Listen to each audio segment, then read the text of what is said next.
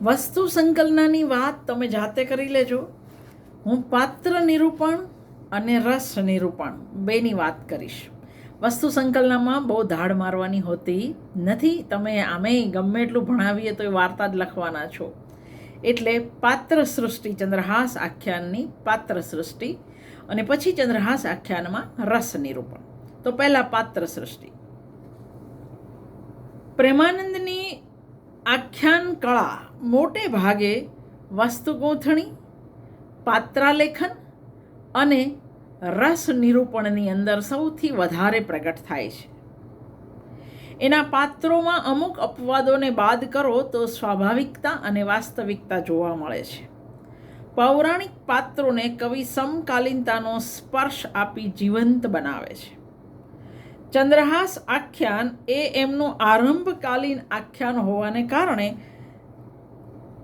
પાત્રાલેખનની શક્તિ બીજા આખ્યાનોમાં જોવા મળે છે એવી ઉત્કૃષ્ટ નથી થઈ શકી. ચંદ્રહાસ આખ્યાનના મુખ્ય પાત્રો ચંદ્રહાસ, દૃષ્ટબુદ્ધિ, એનો દીકરો મદન, એની દીકરી વિષયા, ગાલવ ઋષિ, અને ગૌણ પાત્રોમાં કુલિંદ અને કુલિંદની પત્ની ચંપકમાલિની વગેરે. આ પાત્રો પૈકી ચંદ્રહાસના પાત્રને બાદ કરીએ તો બીજું એકેય પાત્ર પ્રેમાનંદે જે ઉત્તમ પાત્રો આપણને આપ્યા છે, એ નળ હોય, દમયંતી હોય, સુદામા હોય, નરસિંહ મહેતા હોય, કુંવરબાઈ હોય, મને તો અભિમન્યુ પણ ગમે છે, તો એની સામે ટકી શકે એવું કોઈ પાત્ર નિરૂપણ આની અંદર નથી. પ્રેમાનંદના અન્ય આખ્યાનો કરતાં ચંદ્રહાસ આખ્યાનની પાત્ર સૃષ્ટિ પણ પ્રમાણમાં સીમિત છે. તો પહેલું પાત્ર ચંદ્રહાસ આખ્યાનનો એ નાયક છે, ભગવાનનો ભક્ત છે. ભાગવત ખ્યાત ભક્ત પ્રહલાદની નવી આવૃત્તિ રૂપ ચંદ્રહાસનું પાત્ર શ્રી કૃષ્ણે ગીતામાં કહેલા વચનનું મૂર્ત દ્રષ્ટાંત રૂપ છે. કયું વચન? કૌંતેય પ્રતિજાનિહિ નમે ભક્ત પ્રણશ્યતિ. એને મારી નાખવાના 3 પ્રયાસ નિષ્ફળ જાય છે. ત્યારે પ્રેમાનંદે સમગ્ર આખ્યાનના બોધરૂપ આવી પંક્તિ આપી છે: જેના હરિએ ગ્રહ્યા છે હાથ, શાલિગ્રામ બાંધ્યા કંઠ સાથ, તેને કોણ કપટ મારે, જેને અવિનાશી નિત ઉગારે. આ આખ્યાનનો ઉદ્દેશ ચંદ્રહાસનો મહિમા ગાવાનો છે એ પહેલાં કડવામાં જ સ્પષ્ટ થઈ જાય છે. ચંદ્રહાસનો જન્મ જેના ભાગ્યમાં સંતાન સુખ ન હતું એવા અંગદ દેશના રાજા સુધાર્મિકને ત્યાં ભગવાન શિવના વરદાનથી થાય છે. અલબત્ત ભગવાન પોતાના ભક્તોની કસોટી પણ આકરી કરે છે. ચંદ્રહાસ 6 મહિનાની વયે માતા પિતા ગુમાવે છે અને બાળપણમાં જ ધાત્રી દાસી પણ મૃત્યુ પામવાથી એ બિલકુલ અનાથ બને છે. પણ જેનો નાથ સ્વયં ભગવાન હોય એને શાની આંચ આવે?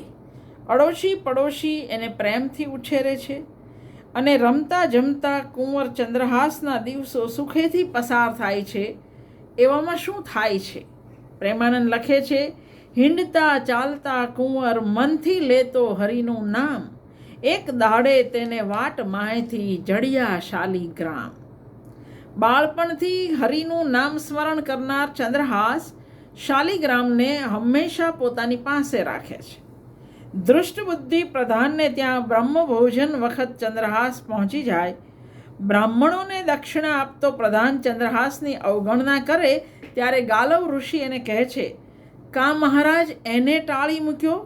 હે તે પૂજાનું છે પાત્ર, વિધિએ એમ લખ્યું છે એ શું તારે સગાઈ, વિષયા પુત્રીને એ પરણશે, તારો થશે જમાઈ.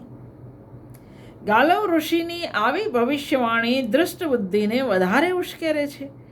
કંસની જેમ દૃષ્ટબુદ્ધિ પણ ભવિષ્યવાણીને ખોટી ઠરાવવા માટે શક્ય એટલા ધમપછાડા કરે છે. મારાઓ સાથે ચંદ્રહાસને મારી નાખવા જંગલમાં મોકલે છે. પણ મારાઓની આંખમાં પોતાનું મોત ભાળી બાળક ચંદ્રહાસ આર્ત હૃદયે પરમેશ્વરની પ્રાર્થના કરે છે એ સાંભળી નિદ્રાવશ કમળા સ્વામી ચાંડાળના મનમાં પ્રગટ થાય છે. એના હૃદયમાં દયા જાગૃત થાય છે અને ચંદ્રહાસ ઉગરી જાય છે. ચંદ્રહાસના પગની 6ઠ્ઠી આંગળી કપાઈ જતાં તેનો ભાગ્ય પલટો થાય છે. વનમાં એકલા વિલાપ કરતા ચંદ્રહાસને પશુ પક્ષીઓ હૂંફ આપે છે અને ત્યાં કુલિંદ રાજા આવી ચડે છે. ચંદ્રહાસને જોઈ આ નિસંતાન રાજા એનો પરિચય પૂછે છે. ભગવત ભક્ત બાળક ચંદ્રહાસ જવાબ આપે છે, માતા પિતા મારે નથી કોઈ, આધાર એક અચ્યુતનો હોય. આ સાંભળી રાજા પ્રસન્ન થઈ જાય છે અને એને ઈશ્વર દત્ત પુત્ર માની પોતાની રાણી પાસે લઈ જાય છે. રાણી મેઘાવીની 5 વર્ષના બાળકને પામી હરખ ઘેલી થઈ જાય છે. એની જન્મોત્તરી જોનાર ઋષિ કહે છે, આ બાળકનો મહિમા ઘણો છે. ભૂમંડળમાં એ ભાગ્યવંત ભૂપતિ થશે. એનું નામ પાડતા તે કહે છે, એનું વદન ચારું સોમ સરખું, જાણે 16 કળા પ્રકાશ, હસી રહ્યું માટે નામ એનું ધર્યું છે ચંદ્રહાસ. ચંદ્રહાસ વિદ્યા અભ્યાસ કરે ત્યારે પણ હરિસ્મરણ કરે. તેની વિદ્યા સાંભળી રાજા હરખે, આખું ગામ વૈષ્ણવ બની જાય. યુવાન ચંદ્રહાસ અનેક રાજાઓને જીતી લઈ યજ્ઞ કરી દાન કરે. એની કીર્તિ દૃષ્ટબુદ્ધિ સુધી પહોંચે. એની વાત સાંભળી પ્રધાનના હૃદયમાં ભાલો વાગે. એ વિચારે છે, કાંઈ કપટે મારું એને તો રાજ હું કરું સુખે રે.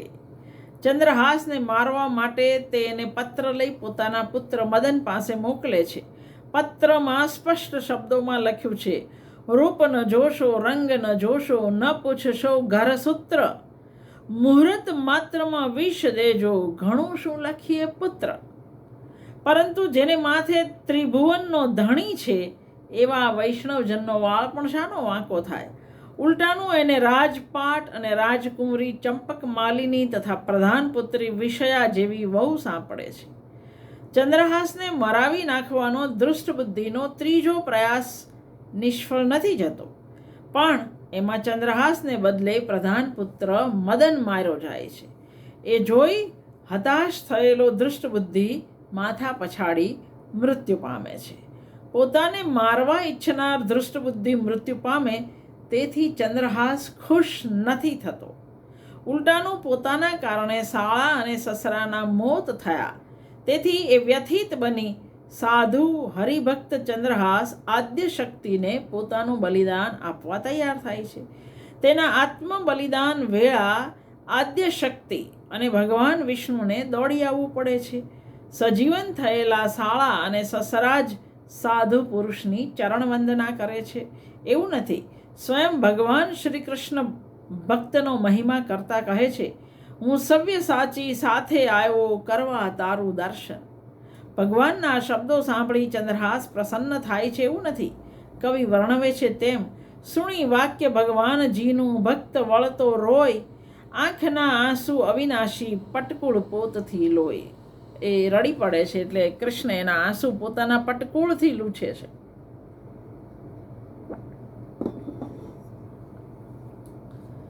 આ ભક્તિ દ્રાવક આલેખન સહૃદયોની આંખ ભીની કરે તેવું છે. ભક્તના મહિમાને વળ ચડાવવા કવિ લખે છે, કુલિંદ કુંવરને કિરીટી બેઠા કૃષ્ણે હાંક્યો રથ. અર્જુનનો હાંક્યો હતો, ચંદ્રહાસનો પણ હાંક્યો.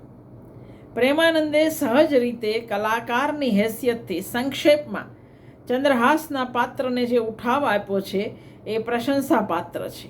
આ આખ્યાનના પાત્રો પૈકી ચંદ્રહાસનું પાત્ર માત્ર પ્રેમાનંદનું જ નહીં, મધ્યકાલીન સાહિત્યના ઉત્તમ ચિરસ્મરણીય પાત્રોમાં બેસી શકે તેવું પ્રભાવક રીતે આલેખાયું છે.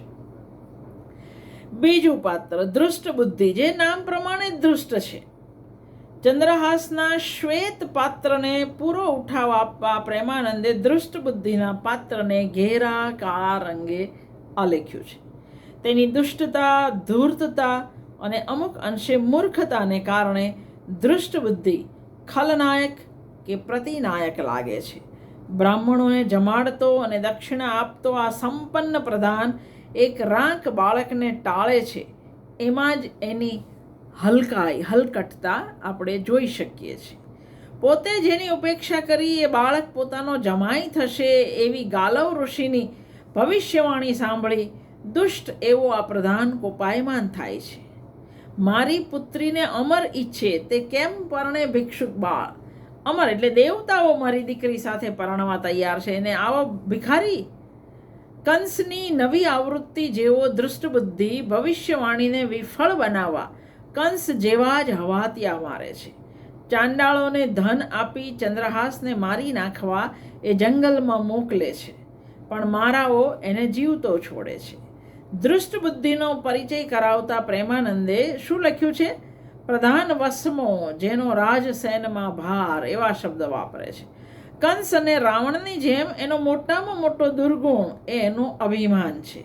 મન વિશે મહા અહંકાર, એક દહાડે તે અહંકારી, એવી પંક્તિઓ દ્વારા એના અહંકારનું કવિ સૂચન કરે છે. એ પ્રધાન હોવા છતાં રાજા જેવી સત્તા ભોગવે છે. કદાચ એટલે જ બંદીજનો તેની પ્રશસ્તિ કરતા એને રાજા તુને છે ધન્ય ધન્ય એવું કહે છે. એને માટે કવિએ પુરોહિત શબ્દ પ્રયોજ્યો છે. એ પરથી જાતિએ દૃષ્ટબુદ્ધિ બ્રાહ્મણ હશે એવું અનુમાન કરી શકાય. પ્રેમાનંદ એના માટે દુષ્ટ, પાપી, મૂર્ખ એવા કેટલાય વિશેષણો પ્રયોજે છે. જોકે દુષ્ટબુદ્ધિનું જે વર્તન છે એ આ બધા વિશેષણોને બિલકુલ સાર્થક ઠેરવે છે. અભિમાની અહંકારી દૃષ્ટબુદ્ધિ પોતાની પુત્રી ચંદ્રહાસ જેવા ભિક્ષુકને પરણે એ કલ્પનાથી જ કોપાયમાન છે. એકવાર ચંદ્રહાસ બચી જાય અને પછી રાજપુત્ર બને જાણ્યા પછી પણ એનો દ્વેષ ભાવ ઓછો થતો નથી. ચંદ્રહાસ જેવા રૂપવાન શક્તિમાન રાજકુમારને તો એક પ્રધાને પોતાની પુત્રી ઉમંગથી પરણાવવી જોઈએ, એના બદલે કપટ કરી 1 વાર 2 વાર 3 વાર એ ચંદ્રહાસને મરાવવાની કોશિશ કરે છે. પુત્ર મદનને પત્ર લખે છે જેમાં ચંદ્રહાસને સત્વરે વિષ આપવું, પણ આ પત્ર અજાણે વિષયાના હાથમાં જાય અને વિધાતાની લીલાથી દૃષ્ટબુદ્ધિનો પ્રયત્ન નિષ્ફળ જાય અને ગાલવ ઋષિની ભવિષ્યવાણી પ્રમાણે દીકરી વિષયા એના લગ્ન ચંદ્રહાસ સાથે થાય.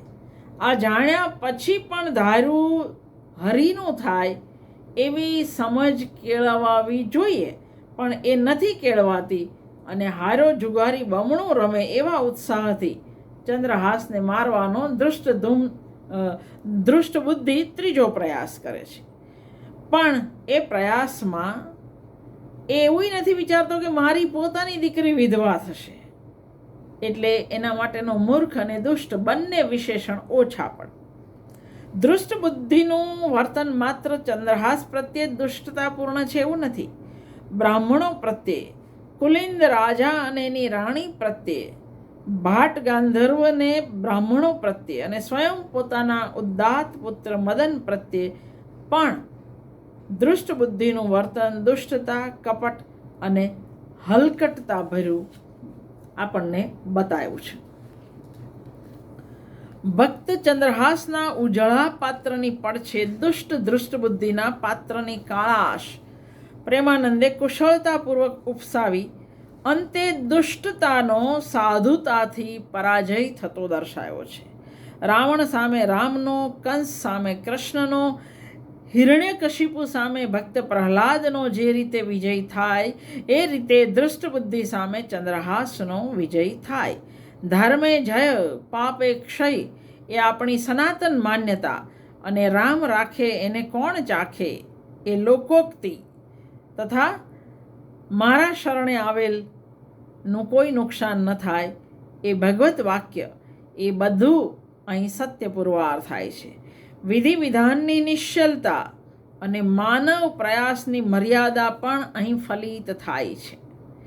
ચંદ્રહાસ પોતાની પુત્રીનો પતિ બનશે એ વિધિ નિર્માણને અનેક પ્રયાસો છતાં દૃષ્ટબુદ્ધિ ખોટું પાડી શકતો નથી. આ પ્રસંગમાં વિધિની યોજનામાં ભક્તને અધીન ભગવાનની ઈચ્છા અને મદદ પણ ભળેલા હતા. પુનર્જીવિત બનેલો દૃષ્ટબુદ્ધિ અંતે પોતાના કપટ અને ભૂલનો એકરાર કરી સાચા હૃદયથી પશ્ચાતાપ કરે છે અને ચંદ્રહાસની સાધુતાને મુક્ત મને બિરદાવે છે. આથી આખ્યાનના અંતે વાચકો ચંદ્રહાસની જેમ જ એને માફ કરી દે છે. દૃષ્ટબુદ્ધિનું અંતે થતું હૃદય પરિવર્તન બનાવટ ન હોવાથી એ છેલ્લે તિરસ્કારને પાત્ર બનતો અટકી ગયો છે. ત્રીજું પાત્ર ગાલવ ઋષિ. આખ્યાનમાં નાયક અને પ્રતિનાયક પછી મહત્વનું પાત્ર ગાલવ ઋષિનું છે. પ્રેમાનંદે એમને જેટલું મહત્વ આપ્યું છે તેટલું અશ્વમેઘ પર્વમાં જૈમિનીએ નથી આપ્યું. મૂળ કથામાં તો ચંદ્રહાસ દૃષ્ટબુદ્ધિનો જમાઈ બનવાનો છે એ ભવિષ્ય કથન બ્રાહ્મણો કરે છે. ગાલવ ઋષિના પાત્રને વિશેષ મહત્વ આપવા પ્રેમાનંદ આ કથન ગાલવ દ્વારા કરાવડાવે છે. એઓ માત્ર ભવિષ્ય કથન કરી ચૂપ નથી રહેતા, પોતે ભાખેલા વિધિ નિર્માણની સિદ્ધિમાં તેઓ સક્રિય સહાયક પણ બને છે. પોતાના ભાવિ કથનથી ક્રોધાયમાન થયેલ દૃષ્ટબુદ્ધિ બધા બ્રાહ્મણોને કાઢી મૂકે છે. ત્યારે દક્ષિણા ગુમાવવાને કારણે બ્રાહ્મણો વ્યથિત બને છે. એ વખતે પુરોહિત છે પાપી એમ કહી ગાલવ ઋષિ પોતે પોતાના ઘરેથી સર્વ મુનિઓને દક્ષિણા આપે છે. આ પરથી તેઓ રંક બ્રાહ્મણ નહીં પણ સમર્થ સંપન્ન બ્રાહ્મણ છે એવું આપણે અનુમાન કરી શકીએ. દૃષ્ટબુદ્ધિનો પત્ર લઈ ચંદ્રહાસ મદન પાસે આવે એમાં એને સદ્ય વિષયાદેજે રે એવી પિતાની જે સૂચના મૂળભૂત રીતે વિષયાએ સુધારી છે એ સૂચના વાંચી કોઈ જોશીની શોધમાં મદન હોય છે ત્યાં ટીપણું મુગટમાં ખોસી ગાલવ જોશી પધારે છે. ઋષિએ જ દિવસનું મુહૂર્ત કાઢી આપી પોતે આચાર્ય બની લગ્ન કાર્ય પતાવી આપે છે, કારણ કે નહીંતર દૃષ્ટબુદ્ધિ પહોંચી જાય. માર્ગમાં બંદીજનો પાસેથી આ સમાચાર જાણી અત્યંત વ્યથિત થયેલા દૃષ્ટબુદ્ધિને દાજા પર ડામ આપવા માટે ગાલવ ઋષિ આવી પહોંચે છે. નગરમાં આવી પહોંચેલા ધૂંધવાતા ફૂંધવાતા દૃષ્ટબુદ્ધિ પાસે પ્રશંસા પામવાની અપેક્ષાએ મદન આવે ત્યારે સમજદાર ગાલવ ઋષિ ધીમે રહીને સરકી જાય છે. તેઓ જાણે છે હવે પિતા પુત્ર વઢીને મરશે, અહીં રહ્યાનું નહીં કાજ. આમ ગાલવ ઋષિ આપણને આ આખ્યાનમાં નારદ જેવા મુત્સદી લાગે.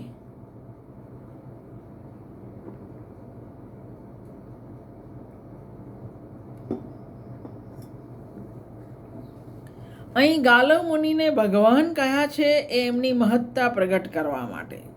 એ ભવિષ્ય જોઈ શકે છે.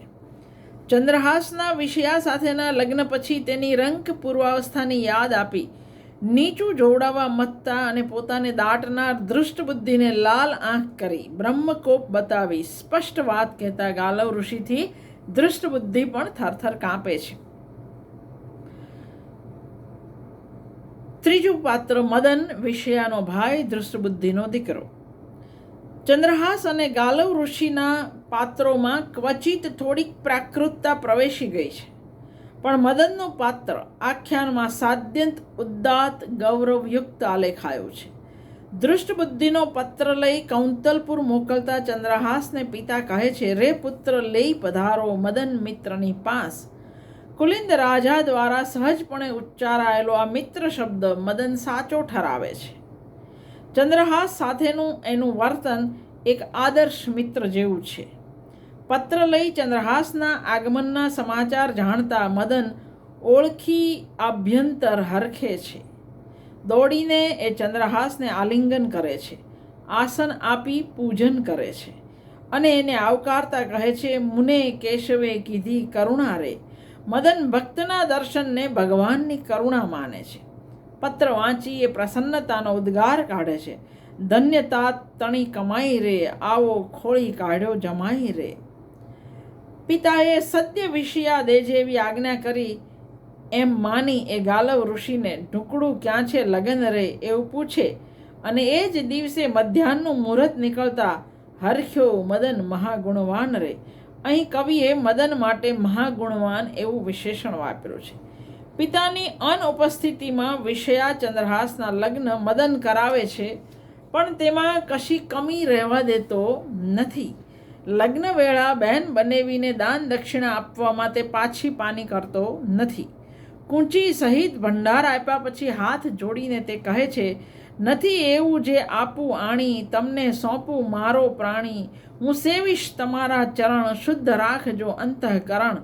તમને રાખજો અશરણ શરણ, સાટે મુને આવજો મરણ. આટલો ઉદાત્ત ભાવ છે. મદનની ઉદારતા, ભગિની પ્રત્યેનો પ્રેમ, સમર્પણ ભાવના પ્રગટ થતી આ પંક્તિઓમાં આપણે જોઈએ છે. મદનના આ શબ્દો કેવળ બાહ્ય એટલે આપણે જેને કહીએ કે ઔપચારિકતા વશ નથી બોલાયા, પણ હૃદયપૂર્વક બોલાયા છે.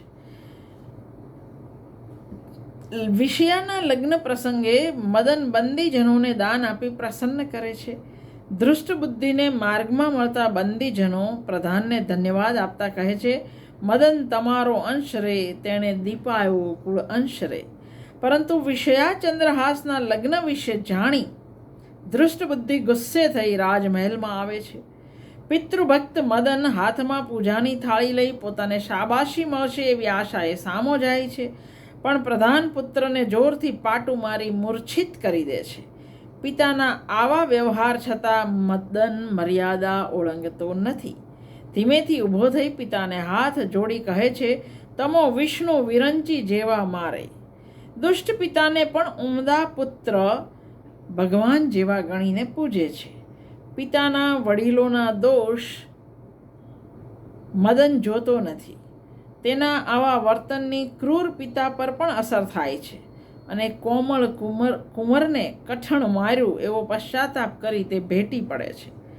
એ હૃદયનો પવિત્ર શુદ્ધ છે અને પિતાના કપટને સમજી શકે એવો નથી. ચંદ્રહાસ જેવો તે પણ સરળ સાલસ સ્વભાવનો છે.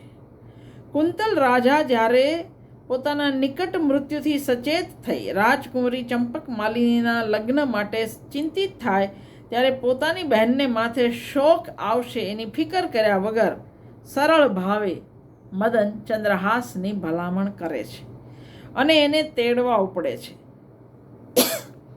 પણ સસરાની આજ્ઞા માથે ચડાવી ચંદ્રહાસ તો કુળદેવી કાલિકાની પૂજા કરવા જતો હોય છે.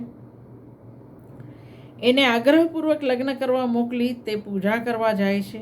પૂજા કરી રહ્યા પછી આ સેવાનું ફળ હજો ચંદ્રહાસને એમ બોલી મંદિરની બહાર નીકળે છે અને મારાઓના પ્રહારથી હે ચંદ્રહાસ બોલતા મૃત્યુ પામે છે. એનું આ બલિદાન મિત્ર પ્રેમનું ઉચ્ચ ઉદાહરણ પૂરું પાડે છે.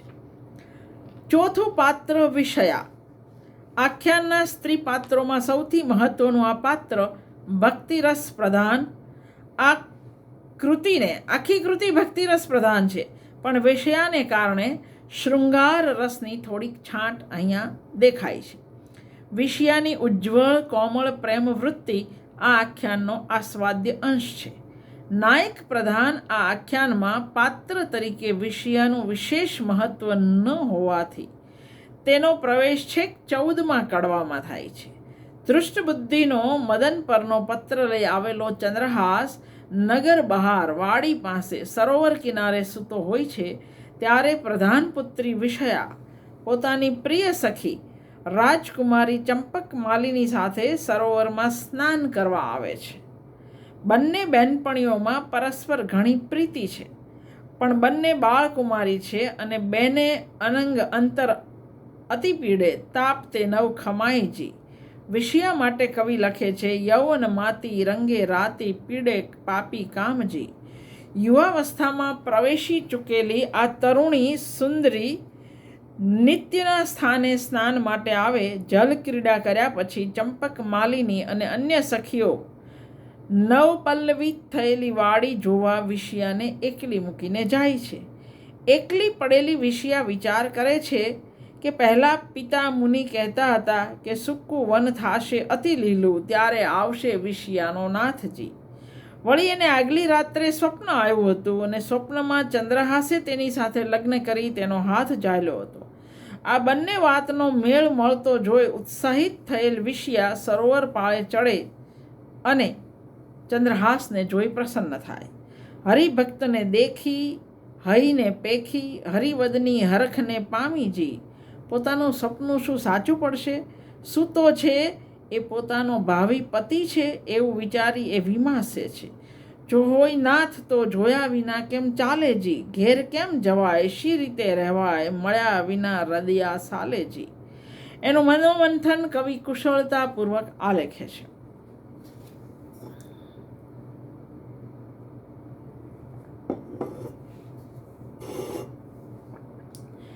પ્રેમ ઘેલી વિષયા હિંમતપૂર્વક ધીમે ધીમે ચંદ્રહાસ પાસે જાય છે. એણે જે આભૂષણો, નુપુર, ઝાંઝર, અણવટ, મીછિયા ધારણ કર્યા છે એનો જે અવાજ આવતો હતો, ગભરું મનસ્થિતિ એની અંદર અહીં પ્રગટ થાય છે. મન દ્રઢ કરી ચંદ્રહાસ પાસે પહોંચે છે. ચતુર્વિષયા પોતાની કોઈ સખી જોતી નથી એનો ખ્યાલ રાખી પીછોડી અળગી કરી સૂતા ચંદ્રહાસને નિરખે છે. એનું રૂપ જોઈ મુગ્ધ થાય છે.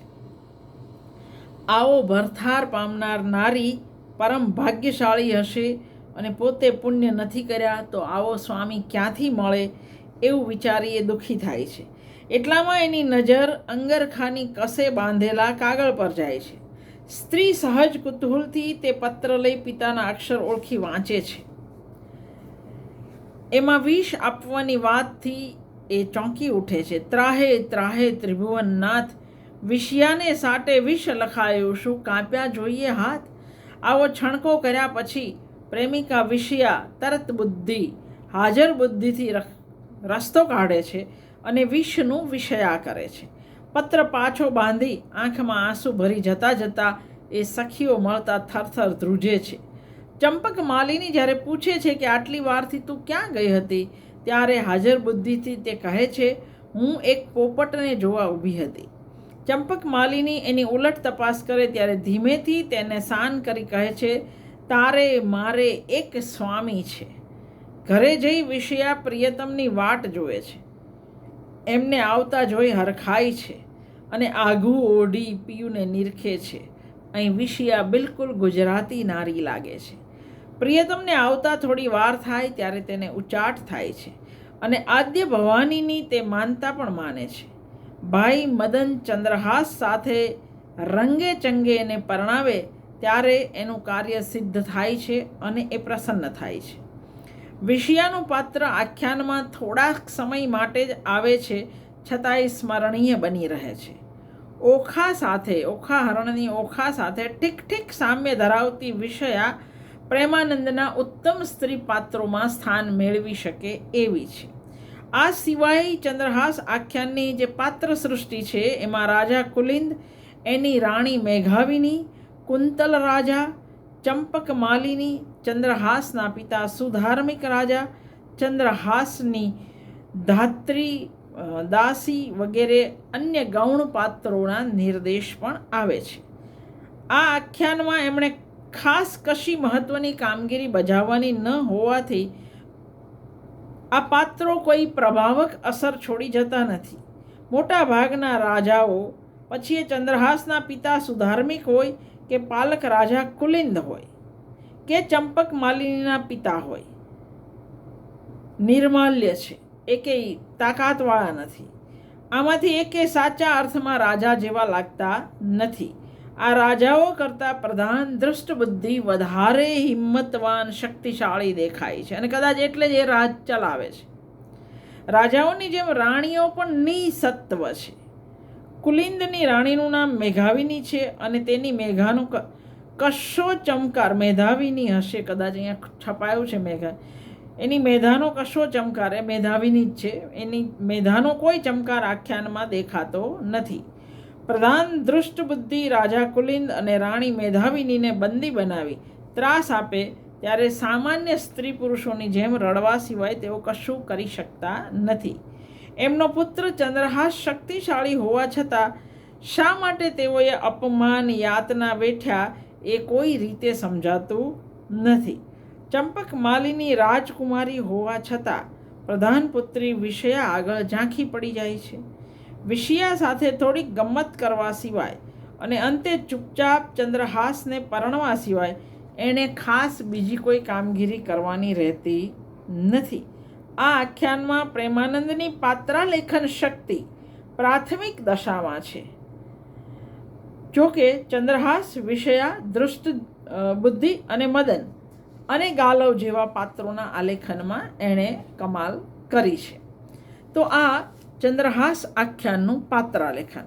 હવે ચંદ્રહાસ આખ્યાનમાં સમાજ નિરૂપણ અને રસ નિરૂપણ એની વાત આપણે આવતીકાલે કરીશું.